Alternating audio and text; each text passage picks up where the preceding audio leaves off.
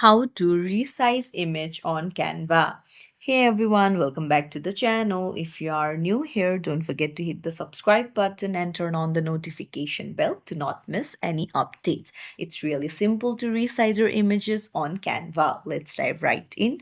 Open up your browser and then open up a template of your choice. Go to uploads and then upload anything of your choice. You can just drag it, and let's say that you want to make this image the exact size of the template. So you just need to drag the borders. So you can just drag it like this around the corners and then resize the image easily. There you go.